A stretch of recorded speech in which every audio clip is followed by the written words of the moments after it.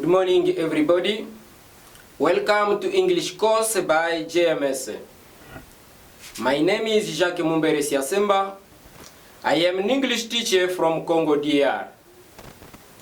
My goal to be here is to show you the first lesson of basic level. Before all, just mind to subscribe to my channel and don't forget to click on the little bell so you can't miss our next video. Bonjour à tous, bienvenue sur notre cours d'anglais par JMS. Par le nom, je suis Mumbere Siasemba, je suis le professeur du cours d'anglais de la République démocratique du Congo. Mon objectif d'être ici, c'est pour vous montrer la première leçon du niveau élémentaire. Mais avant tout, juste abonne-toi et ne manque pas aussi à cliquer sur la cloche de notification pour ne pas rater à nos prochaines vidéos. Today, I'm going to show you the English alphabet. To mean what we learn today is English alphabet. In French means l'alphabet en anglais. English alphabet, in French means alphabet en anglais. In English, we have 26 letters that compose the alphabet. In English, we have 26 letters that compose the alphabet. And they are divided by two kinds.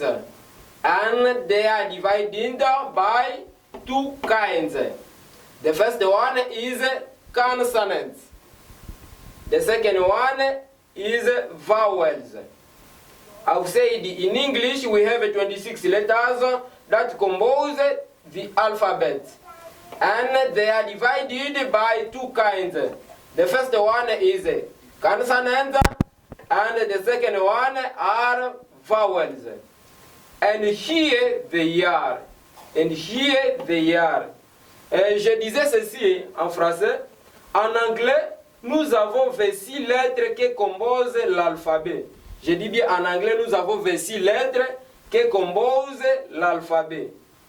Et ils sont divisés en deux sortes. Et ces lettres sont divisées en deux sortes. La première sorte sont les consonnes. La deuxième sorte sont les voyelles. Pour dire que ici, je vais vous montrer quelques lettres qui composent l'alphabet en anglais. Et ces lettres sont divisées en deux sortes. Nous avons les consonnes et les voyelles. Et voici ces lettres. Les lettres que je vais indiquer en couleur noire sont des lettres en anglais. Mais pour bien les prononcer, la prononciation, j'ai écrit ça à couleur rouge. Pour dire que la lettre c'est à couleur noire, mais pour prononcer la lettre c'est à couleur rouge. Nous avons A, B, B, C, D, E, F, G, H, I, J, K, L, M, N, O, P, Q, R, S, T, U, V, W, X, Y, Z. Je disais que je donne ici quelques exemples qui vont vous permettre de bien maîtriser les lettres qui constituent l'alphabet en anglais. Je commence par la première lettre qui est A. A. C'est pourquoi j'ai donné name. Name. En français signifie nom. Ici j'ai donné par l'exemple de dire My name is JMS. My name is JMS. Pour dire my means mon. Name signifie nom. Is means a. JMS is my name. JMS c'est mon nom. On dit my name is JMS. Mon nom est JMS. L'exemple avec cette lettre B, j'ai donné baby. Baby. En français signifie bébé. Baby en français signifie bébé. C'est pourquoi ici j'ai pris l'exemple en disant I have a new baby. I have a new baby. J'ai un nouveau bébé. J'ai un nouveau bébé. Si nous descendons avec la troisième lettre C, j'ai donné l'exemple de dire city. City. En français signifie ville. Ville. C'est pourquoi ici aussi nous partons avec un exemple. I like Kinshasa City. I like Kinshasa City. Pour dire j'aime la ville Kinshasa. J'aime la ville Kinshasa. I like Kinshasa City. In French means j'aime la ville Kinshasa.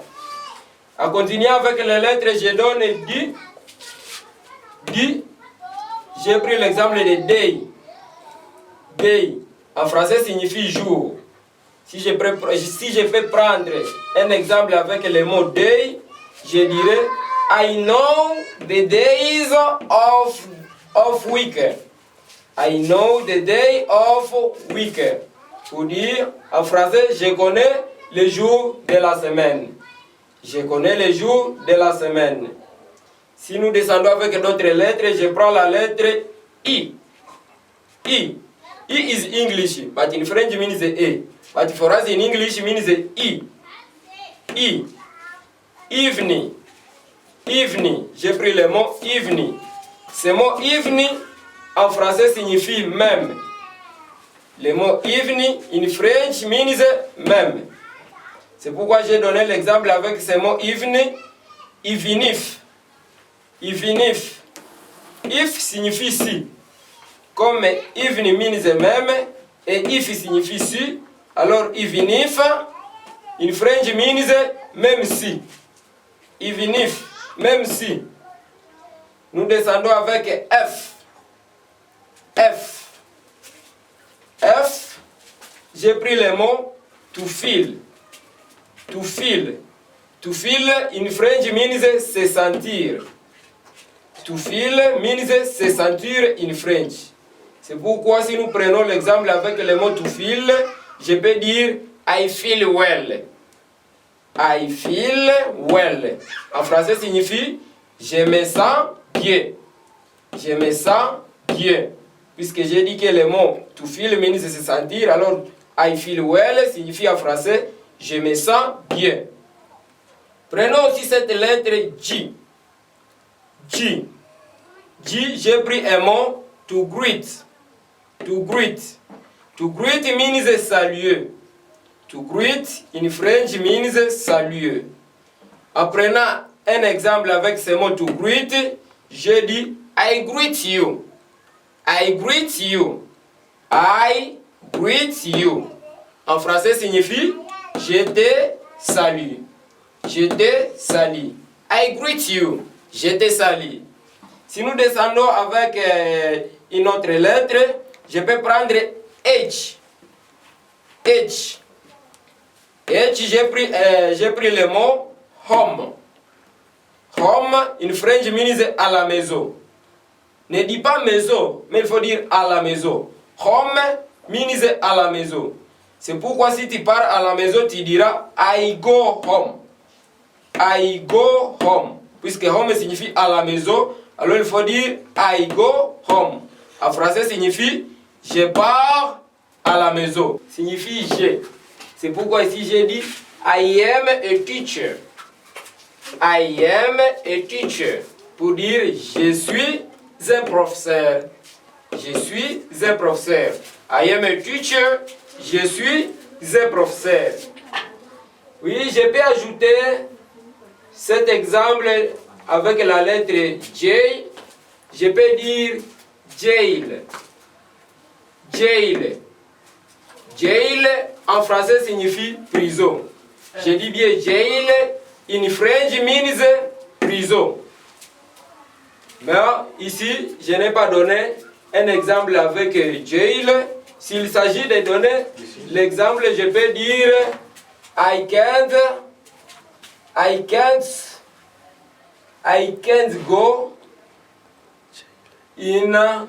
go to jail. Je ne peux pas aller en prison. I can't go to jail pour dire je ne peux pas partir en prison. Je ne peux pas partir en prison. Là, je n'ai pas donné l'exemple. Je viens d'ajouter l'exemple tout à l'heure là en disant que je ne peux pas partir en prison. I can't go to jail. I can't go to jail. Je ne peux pas partir en prison. Yes. Si nous pouvons continuer avec cette lettre K, je peux dire keep. Keep. Keep. En français signifie garder. Keep in French means garder. C'est pourquoi s'il s'agit de donner un exemple, je peux dire keep my phone very well. Keep my phone very well. En français signifie garde très bien mon téléphone. Very signifie très. Bien signifie well. J'ai essayé un peu de changer les mots, mais c'est la même chose. Keep my phone very well in French means garde très bien mon téléphone. En continuant, nous pouvons ajouter cette lettre L. La lettre L. L, j'ai donné l'exemple de to look. To look. To look in French means regarder. Je dis bien to look, en français signifie regarder. Si tu peux donner un exemple, tu peux dire may you look at me? May you look at me? Pour dire peux-tu me regarder? Peux-tu me regarder? May you look at me? Peux-tu me regarder? Là, j'ai donné l'exemple avec to look. Descendons avec cette lettre M. M. Moi, je peux donner un mot en disant many.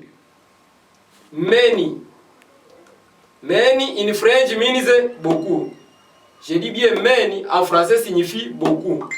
C'est pourquoi, si je peux donner encore un exemple avec many, je dirais I have many things to do. I have many things to do.